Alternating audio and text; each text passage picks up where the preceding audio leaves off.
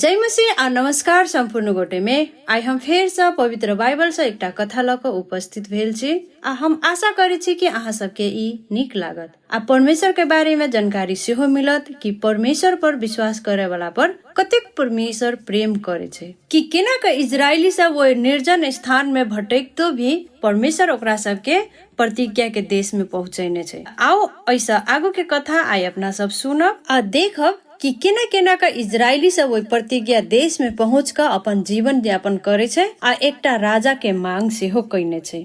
Israeli सब लाल समुद्र पार भक 40 वर्ष तक ओइ उजाड़ स्थान में भटकते रहल। मुदा परमेश्वर अब्राहम संगे जे वाचा कइने छल वही वाचा के या प्रतिज्ञा के स्मरण करत वो इजरायली सब के एक अगुआ द्वारा वही प्रतिज्ञा के देश में ल गेल आ उ अगुआ रहे यहोशू। इजरायली सब बहुते देश सब पार भक विजय प्राप्त कैलक कियाक त परमेश्वर ओकरा साथ है।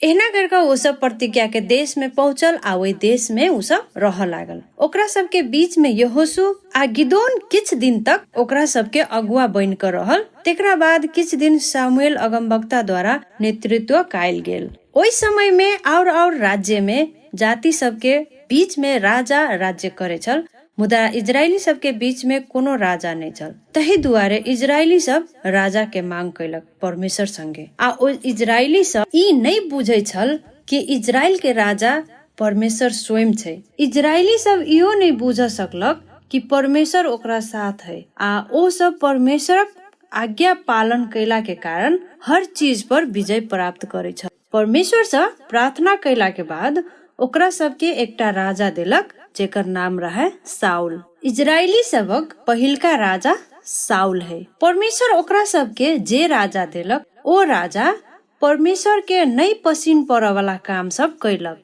तब फिर से परमेश्वर एकटा नया राजा चुन के निर्णय कैलक। मुदा अखनी जे राजा साउल छल ओ अभियो भी राजा छल आ किछ बरस तक राजा रहबे करल।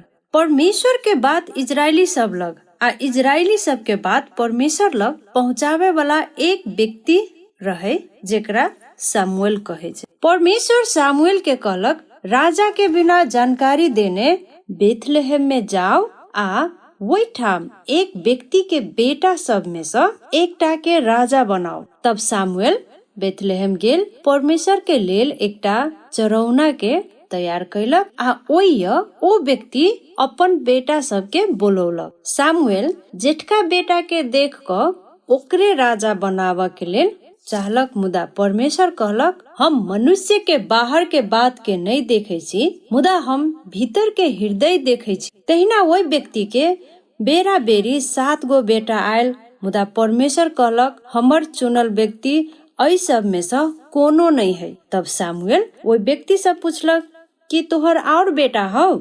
ओ व्यक्ति जवाब देलक हाँ छोटका बेटा तो है, मुदा ओ अखने भेड़ चरावा गेल है। सामुएल कहलक ओकरा बोलाओ। छोटका बेटा के वही जब बोलौलक हुनकर नाम दाऊद छल। परमेश्वर सामुएल के कहलक ओकरा राजा अभिषेक करू आ सामुएल ओकरा राजा अभिषेक क देलक। परमेश्वर के आत्मा दाऊद पर आयल आ ओ शक्तिशाली भेल। परमेश्वर के आत्मा पहिनका राजा के त्याग देलक।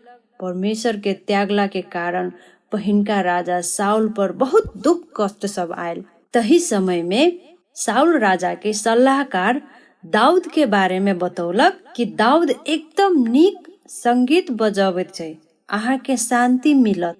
तै दुआरे साउल राजा दाऊद के बोलौलक आ दाऊद राजा संगे रह लागल। दोसर देश सब में लड़ाई होई छल त दाऊदो लड़ाई कर जाय छल। एक बेर मिस्र सब के लड़ाई में एक गोलियत नामक व्यक्ति के मार कर इजरायली सब के जितौने छल। दाऊद संगे परमेश्वर के आत्मा छल, तेहना वो दोसर लड़ाई में बहुते सेना सब के मार कर इजरायली सब के जितबैत छल। एही दुआरे इजरायली सब दाऊद के बहुत प्रशंसा कर लागल या बड़ाई करल। ई देख कर साउल राजा दाऊद से डाह कर लागल। ओ दाऊद राजा के मारा तकली के कोशिश कर लागल। एही सब के कारण दाऊद के 15 वर्ष तक साउल से नुकाई पड़ल आ जगह जगह भागैत रहल। जब साउल राजा के मर के खबर जब दाऊद सुनलक तब दाऊद आयल और साउल राजा के जगह पर दाऊद के इजरायली सब अपन राजा बनौलक आ राजा दाऊद अपना लेल एक दरबार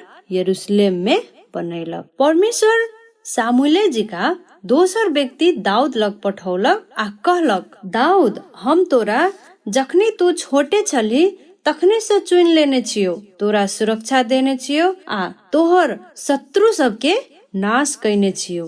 ता आब तोहर संतान के नाम प्रसिद्ध करैबो, तोहर संतान हमरा लेल मंदिर बनौतो, तोरा संतान के राज्य सदा सर्वदा के लेल स्थिर रहतो। तब दाऊद परमेश्वर के धन्यवाद के प्रार्थना कैलक। अहिना क परमेश्वर दाऊद के चुनलक आ अनंत राज्य के बारे में प्रतिज्ञा सेहो देलक। ई छल पहिल सामुएल 16 से 18 अध्याय तक आ दोसर सामुएल 5 अध्याय से 16 अध्याय तक से लेल गेल बाइबल के एकटा कथा।